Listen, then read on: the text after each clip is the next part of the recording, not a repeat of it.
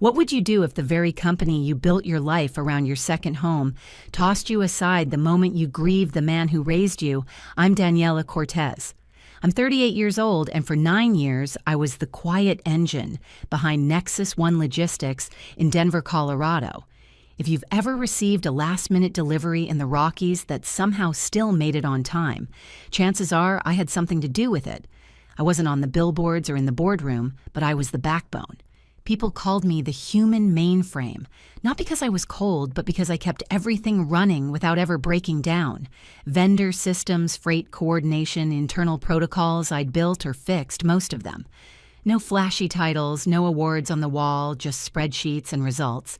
And Trevor was my supervisor, mid-40s, MBA from somewhere that sounded expensive. He transferred from Portland 3 years ago and immediately made it his job to take credit for everything I did. Daniela's on it, he'd say in meetings whenever the CEO asked how we were managing something impossible. It used to bother me. A little. But I found comfort in knowing I was the reason our contracts stayed intact. That I was the one vendors called when they needed solutions fast, not Trevor. Never Trevor. That Thursday, I was knee-deep in the Henderson account, our biggest client yet. I had built a full integration roadmap for them, detailing how their freight data would sync with our back-end systems, flag anomalies, reduce idle truck time, and save them close to $400K a year. Daniela, can you stay late tonight? The Henderson account needs some adjustments before tomorrow's presentation, Trevor said, standing by my cubicle with his usual fake urgency. It was the third time that week. I glanced at the clock, 4:30 p.m. I swallowed the frustration. Sure, Trevor. I'll get it sorted. The truth, I wasn't even annoyed anymore. Just tired. Tired in that invisible way hardworking women get when nobody sees how much they carry. I pulled up the files and dove in. That's when my phone buzzed. Grandpa Elias is asking for you again. The doctors say it might be soon. It was a text from my mom. Everything froze. My grandfather wasn't just my grandpa. He raised me after my parents died in a car crash when I was 12. He was a World War II vet, a man who survived poverty, war, and personal loss, and still chose to raise a broken girl with infinite patience and a quiet strength that never cracked. I told Jenna, the coworker next to me, just family stuff when she asked if I was okay, but my insides had turned to stone. I worked until past 8 p.m. that night, but my thoughts were elsewhere by his hospital bed. The call came 3 nights later, 2:00 a.m. I was awake before I even answered the phone. It's time my mother said, her voice barely holding together. I drove through the empty streets of Denver, the silence screaming louder than any noise. The lights of the hospital glowed like some alternate universe where time stopped and memories lived. Elias looked so small, but his eyes still sharp. "There's my successful granddaughter," he whispered when he saw me. "Tell me about work. Are they treating you right?" I laughed through the tears and told him about the Henderson account, the protocols I was implementing, and how we were ahead of schedule. He squeezed my hand with surprising strength. "I taught you to work hard, but I also taught you to stand up for yourself. Don't let anyone make you small, Daniela. You're worth more than they know." Those were his last words to me. He passed away that Thursday morning with my hand in his and my mother stroking his forehead, and I made a silent promise I would carry his name with the dignity he gave me, no matter what came next. The funeral arrangements, naturally, fell to me. I was the organized one, the fixer, even in grief. That Friday, I walked into Trevor's office with formal bereavement paperwork in hand. "I'll need 4 days. There are family obligations, veteran arrangements, and people flying in from out of state," I said, sliding the paper across his desk. He didn't even look up. "4 days seems excessive, Daniela. Can't you handle this over a weekend?" It took everything in me not to explode. Instead, I replied, "He raised me. He was a veteran. This isn't just a funeral, it's a goodbye to the man who taught me everything I know about discipline, loyalty, and service." Trevor sighed like he was the one being burdened. "Fine," he grumbled, "but make sure your projects are fully covered. I don't want any mess while you're gone. I already drafted transition notes, I said calmly. I'll have everything updated and documented. And I did. I sent emails, tutorials, and even recorded walkthrough videos for the Henderson integration. I stayed late again, making sure my absence wouldn't cost the team a single minute. That night at 9:15 p.m., Trevor sent me a cold one-line approval email approved. Return Monday. As I shut down my computer, I remember thinking, Grandpa, I did this right. I made sure they'd be okay. What I didn't know was that my efficiency, my thoroughness, my decency would be used as justification to cut me loose, like old software no one remembered how to use. But the betrayal. The betrayal hadn't even begun. The funeral was everything Grandpa Elias would have wanted, dignified, precise, heartfelt. The 3-volley salute echoed across the Colorado plains like a final heartbeat, and I stood beside his casket at Fort Logan National Cemetery trying to stay strong. Relatives I hadn't seen in years flew in my cousin Miguel from Phoenix, Aunt Teresa from Albuquerque. We swapped stories through quiet tears, how Grandpa Elias once welded a broken fence with a butter knife, how he insisted on mowing his own lawn well into his 80s, how he kept every one of my promotions printed and taped to his fridge. But what shook me was what we found Saturday evening. We were sorting through his papers when I opened an old cedar box in the closet.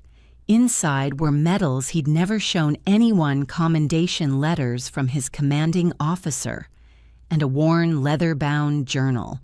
Taped to the inside cover was a folded note to Daniela. Never settle for crumbs when you've baked the bread. You lead, not follow. Love, Grandpa. I sat on the floor with that letter in my lap, stunned.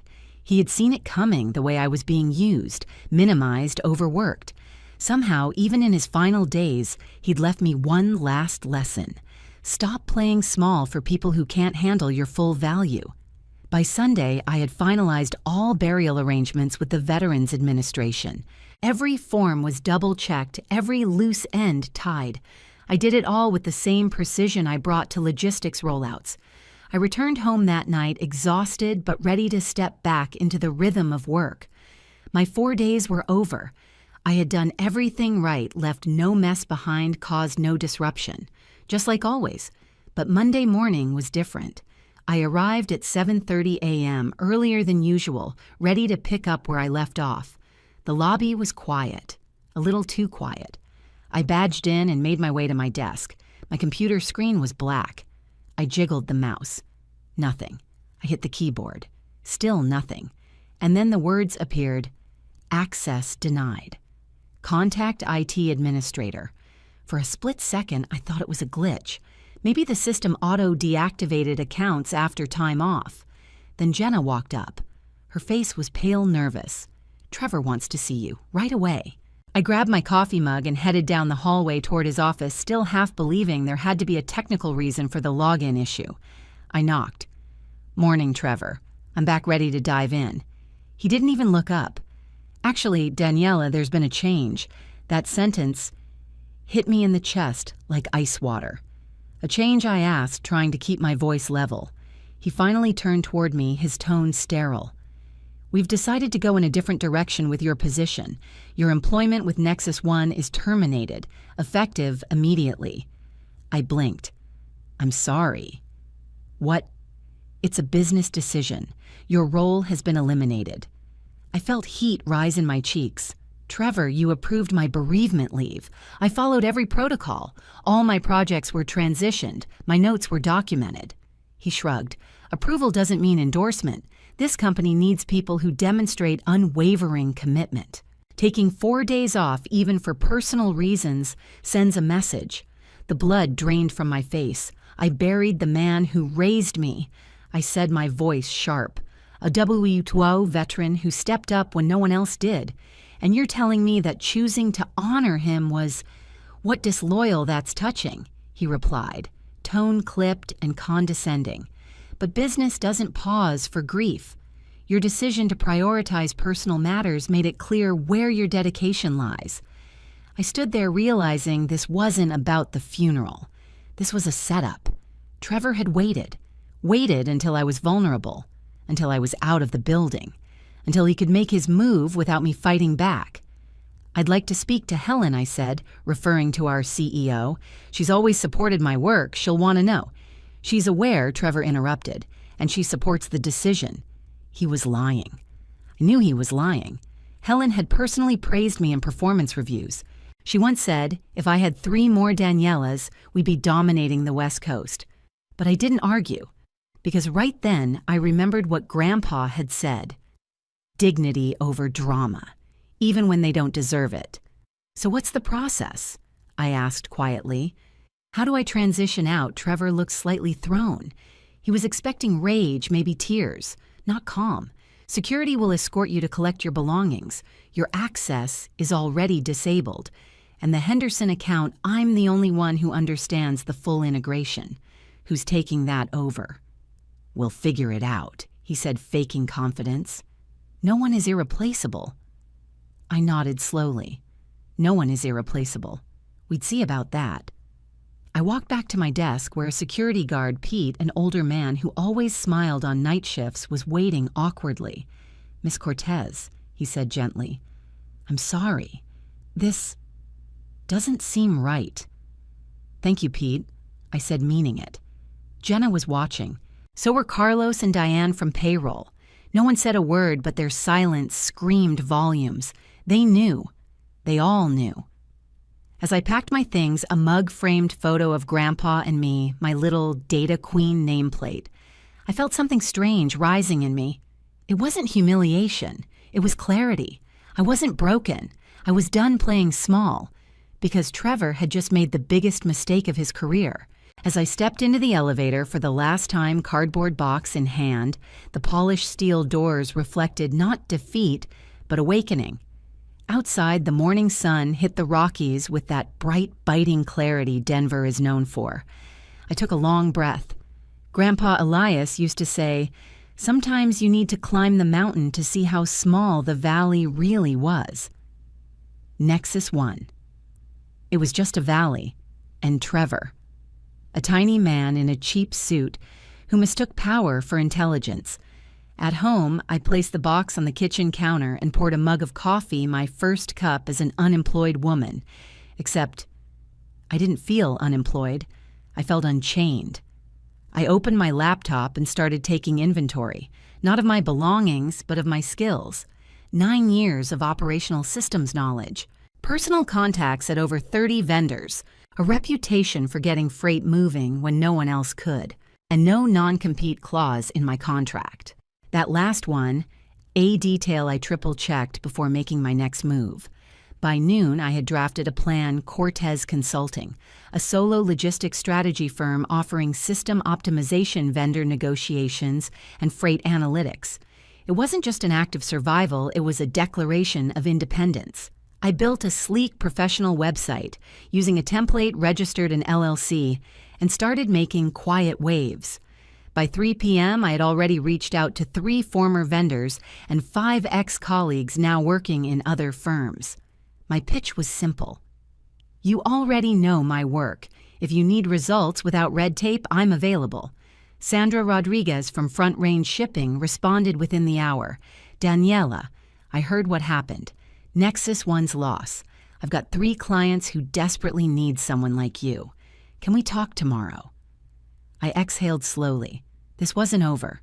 It was just beginning. By Wednesday, I had signed my first 2-week contract, my daily rate more than I earned in a week at Nexus 1, and I wasn't babysitting anyone's ego anymore.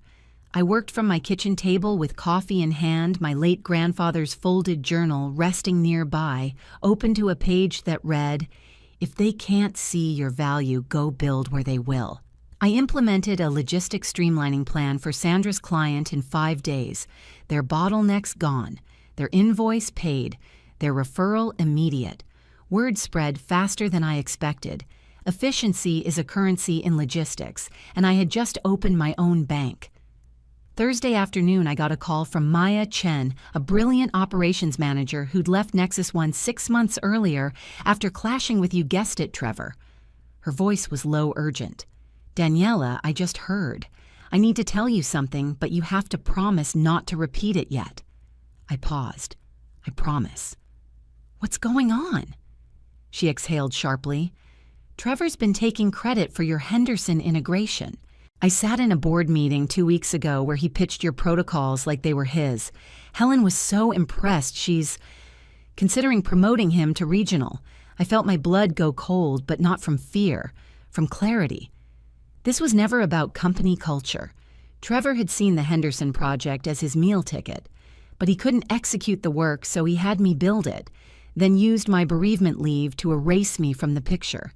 He'd weaponized my grief to steal my legacy. I didn't say anything for a moment, just stared out at the mountains through my window, steady and unmoving, like Grandpa Elias had always been. Maya. I said finally, I think Trevor just set himself up for the biggest crash of his career. That night, I went back into the Henderson files, not from the Nexus system, but from my own archived backups. I had saved my original drafts, integration maps, and access credentials for personal record keeping. I reviewed them like blueprints to a machine no one else knew how to fix, and I smiled, because when you build the machine, you know exactly which bolts they'll never find. Friday morning, I started receiving texts. Jenna. The Henderson system is down. Trevor's panicking. Helen's flying in from Chicago. Carlos from accounting. He's blaming everyone, but no one even knows how the files connect. By noon, I received a call from an unknown number. Helen Brackmore. I let it ring to voicemail. Daniela, this is Helen.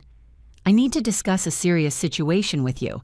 Please call me back at your earliest convenience. I didn't.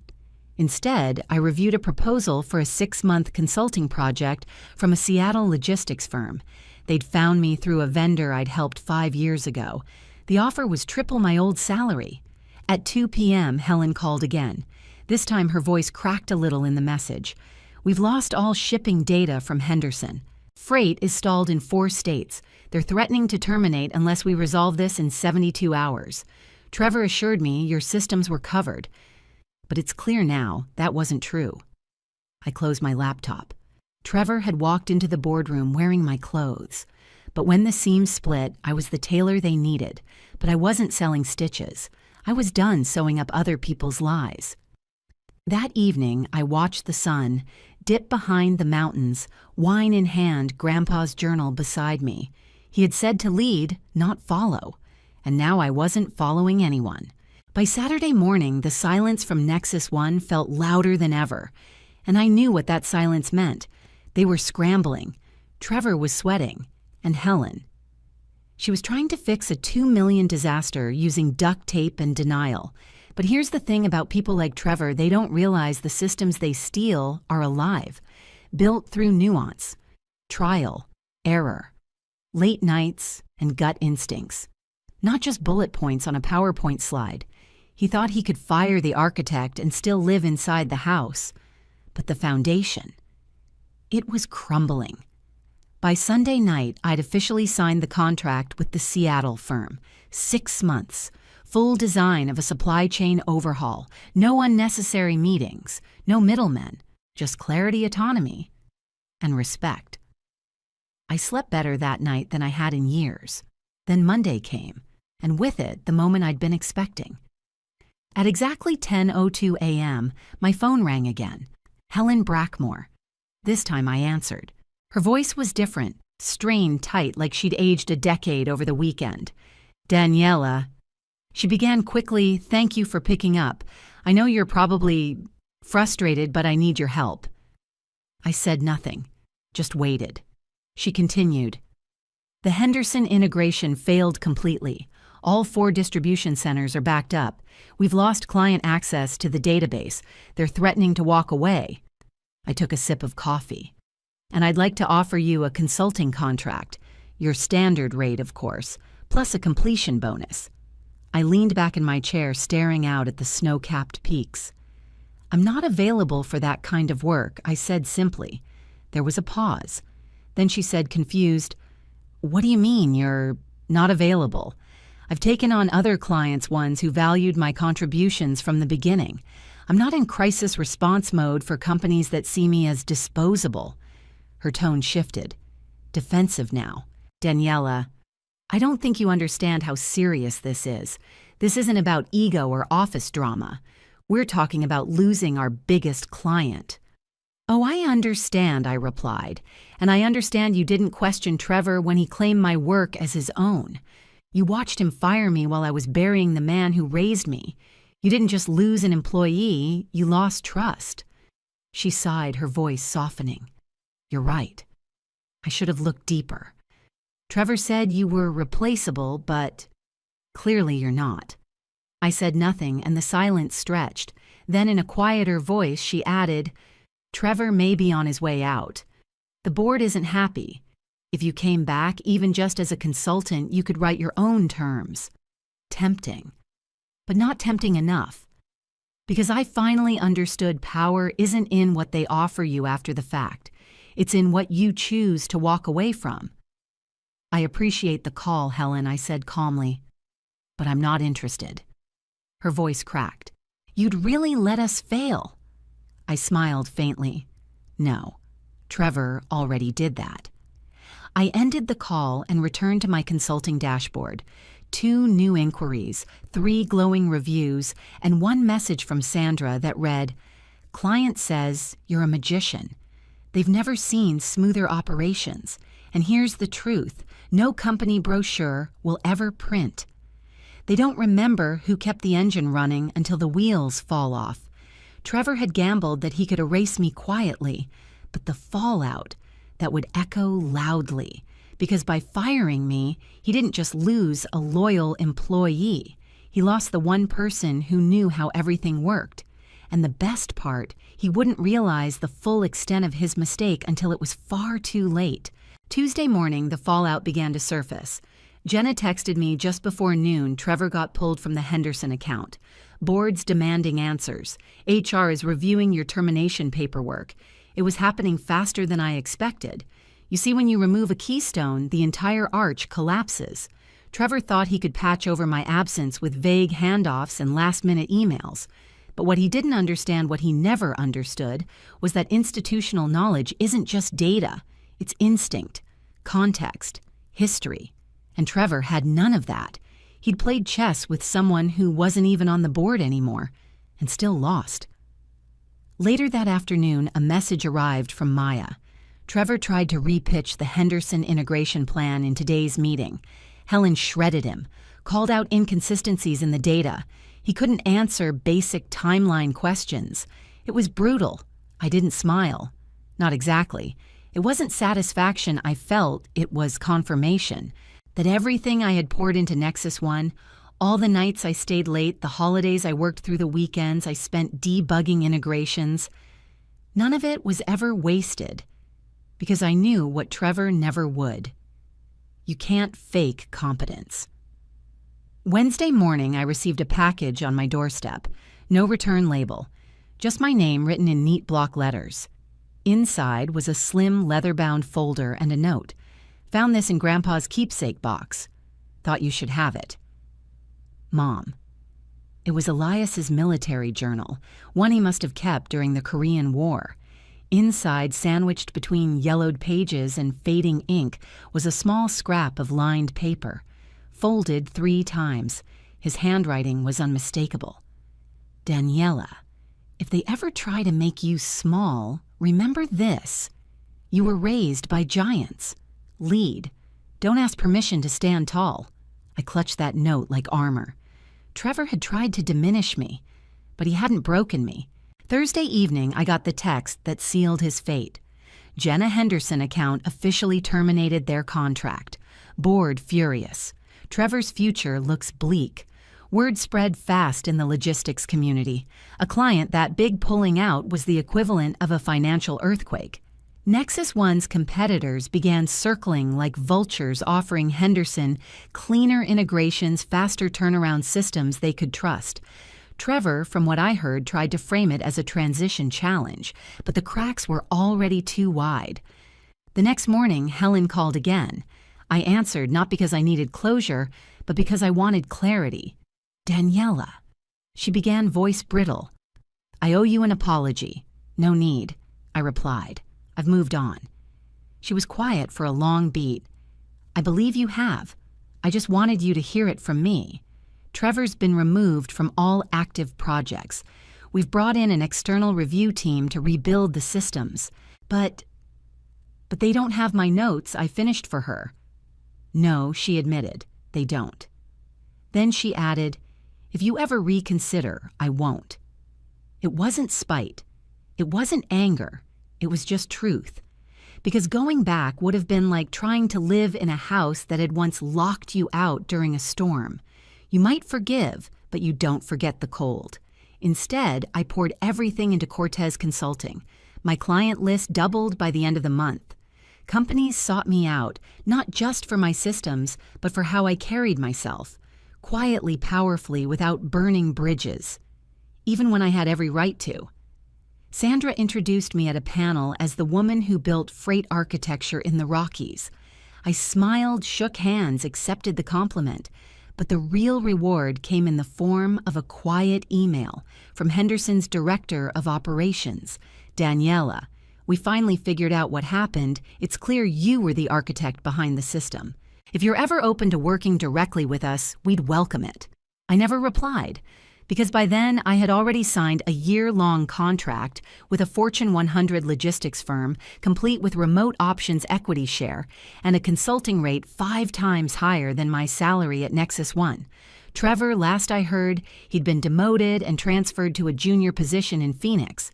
His LinkedIn title had changed from senior operations executive to available for new opportunities. The Henderson loss had rippled outward. 3 more clients left. Helen brought in new leadership, and Nexus One's presence in Colorado permanently scarred, all because one man tried to erase the woman who built the map. By the time Denver's first snow dusted the rooftops in November, I was already months into a new chapter.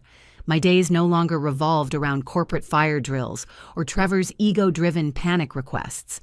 Now I started each morning with a fresh brew, a full calendar of meaningful work, and a quiet kind of peace. Cortez Consulting wasn't just thriving, it was evolving. I'd hired 2 assistants, onboarded my 3rd long-term client, and had finally learned how to set boundaries that once felt impossible. No more can you stay late again. No more sacrificing family health or dignity for the illusion of job security. Clients respected me, trusted me, paid me on time, referred me without hesitation, and the best part, I didn't have to beg for any of it. One Saturday afternoon, while organizing some personal papers, I found myself flipping back through Grandpa Elias's journal. There was a page I hadn't noticed before, likely stuck behind another. It was a simple list, handwritten and worn at the corners. Things I want Daniela to remember. Work is not family. Titles don't define worth. Never apologize for setting a boundary. Loyalty is a gift, never wasted on the ungrateful. When they push you out of the room, build your own. I stared at that list for a long time, his familiar handwriting echoing louder than any office memo or corporate handbook ever had. That was the real promotion. That was the raise I'd needed all along the permission to honor my own value. Weeks later, I heard through a colleague that Trevor's demotion hadn't stopped the bleeding. Nexus One had lost another major client. Helen, under pressure from the board, brought in a high-priced consulting firm to try and replicate the systems I once built for free systems they no longer understood. It wasn't revenge. It was reality. They hadn't fired me. They'd unplugged their operating system and then wondered why nothing worked. The best part, I didn't need to gloat. I didn't need to trash anyone online. My silence said more than any headline could, because while they were busy covering up mistakes, I was building something that actually mattered.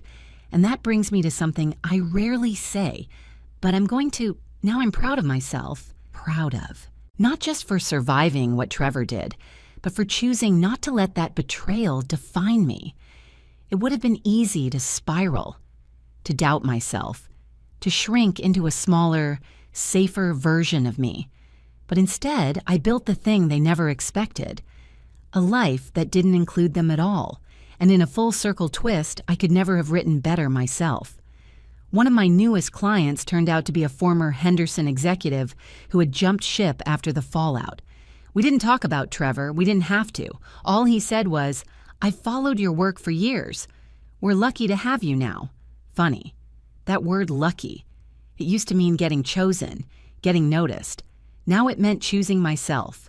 If you've made it this far, maybe you're where I was not too long ago. Maybe someone underestimated you. Maybe they used you, took credit for your work, told you to your face that your grief wasn't worth 4 days off. Maybe someone told you that your seat at the table came with conditions. Let me tell you, they were wrong. You don't owe loyalty to people who discard you the moment it's inconvenient. You don't have to earn the right to be treated with respect. And you don't have to ask permission to lead. You're not small. You're not replaceable. You're not the problem. Sometimes they only see your worth when they no longer have access to it. Let them see it from the outside. Let them sit in boardrooms full of chaos and finally whisper the name they threw away. And while they do, you work in peace. You rise in silence. You build the future they never thought you could. Because dignity isn't loud. It's undeniable. Have you ever been underestimated by those closest to you? What did it take for you to reclaim your worth? Drop your story in the comments below. I read every single one. And if this hit home, like and subscribe for more true stories of betrayal, strength, and the quiet revenge of rising higher. I'm Daniela Cortez, and I didn't just survive, I outgrew them.